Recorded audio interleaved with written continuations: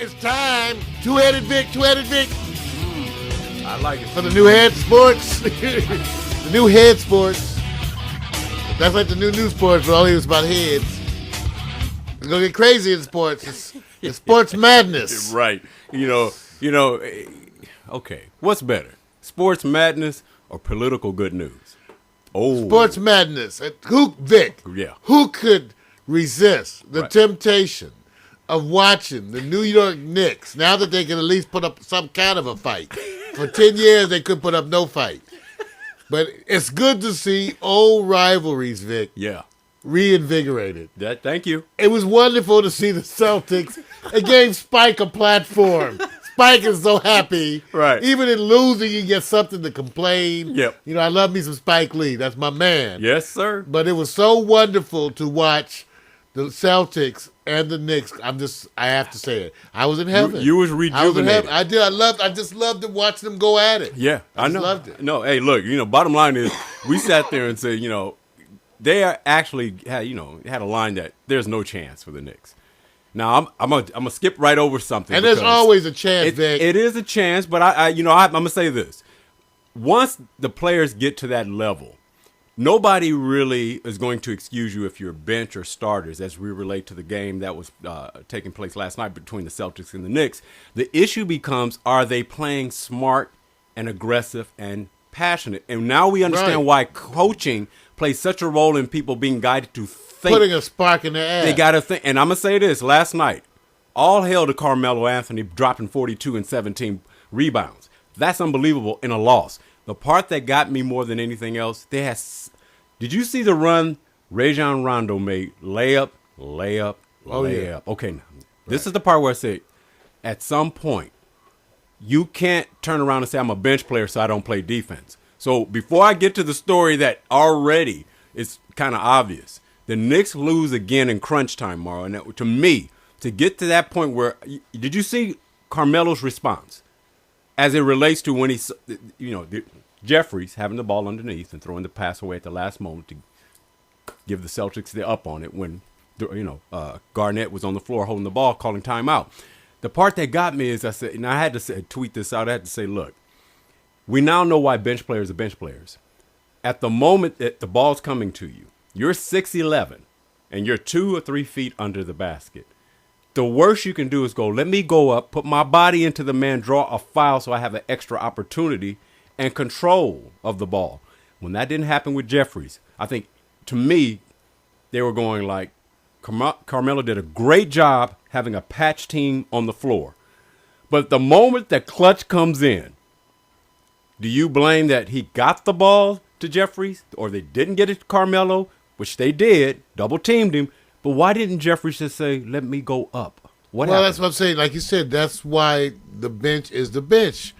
But, there's so many points that in retrospect that you look at. Just imagine had they come through and won. Imagine how the Celtics would feel. Right. In other words, the Celtics have to be saying to themselves, how the hell did we let Carmelo get... Now, here's the thing that gets me, Vic. I agree with you, but there's so many things that got me about the game. First of all, when it was acknowledged that Stoudemire was not going to be coming back in the game. And you don't have Billups as well. And he didn't have Billups. Now you have Carmelo out there with the bench.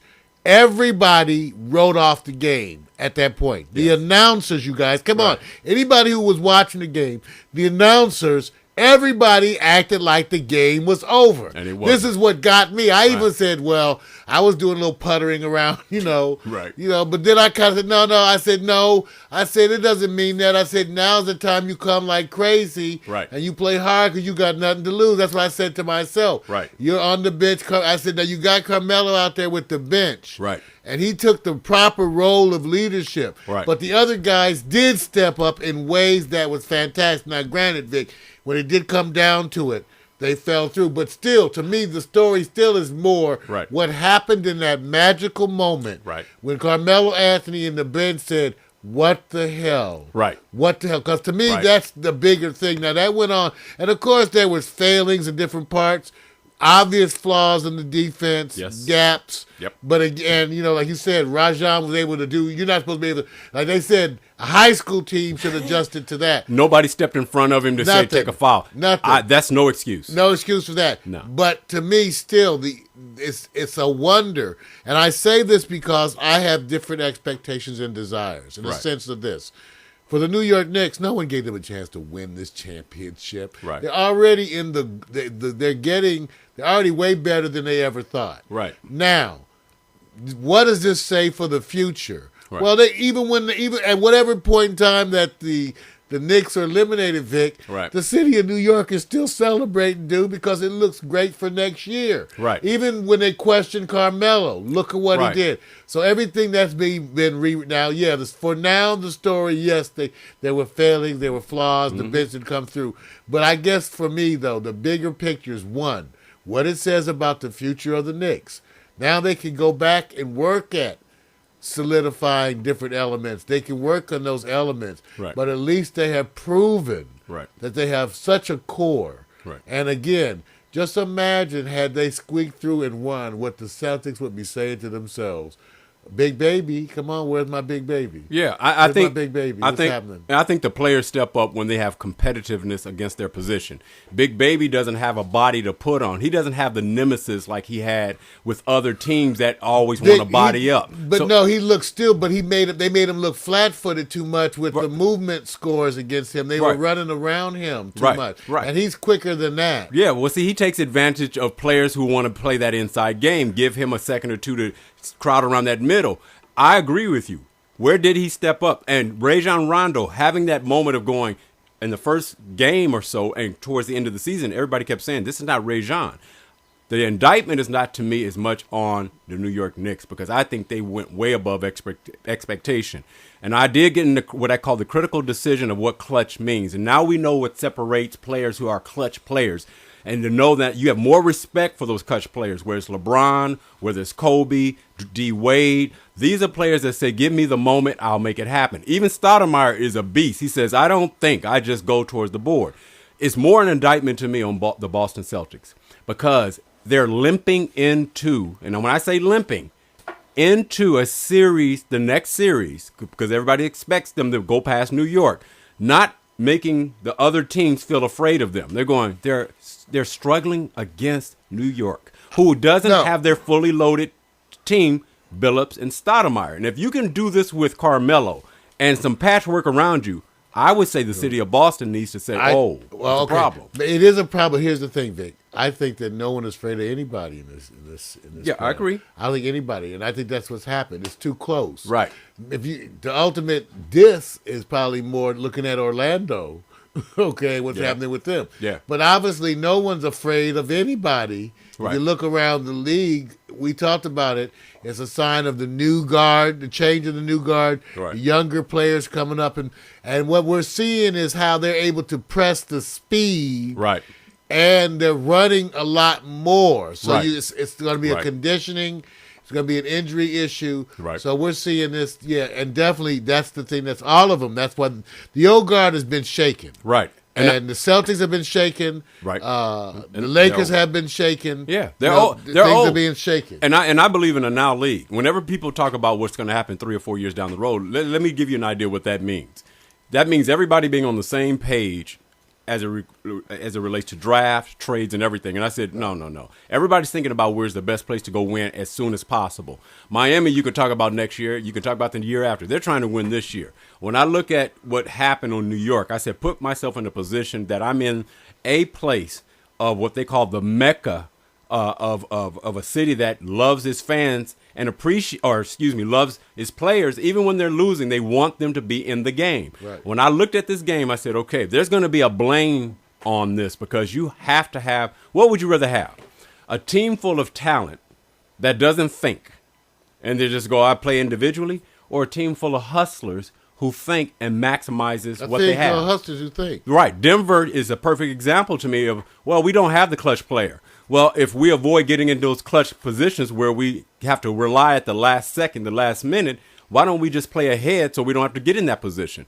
New York, to me, is one of those positions where I said, okay, if there was a clutch time fumble in this, was it Mike D'Antoni's fault because of what he schemed up for the last play? Was it Carmelo Anthony? Because 42 points, 17 rebounds, and 6 assists is still not enough. And he, bottom line, they look towards him. Jared Jeffries, the man who had the ball, 6'11", underneath the basket against Kevin Garnett, or Knicks defense because they didn't play any through the first part of the game. But that freeway lane of layups, or is no fault at all. You know what? I think the coach. I think that it's hard to go because you'd have to be on the insider.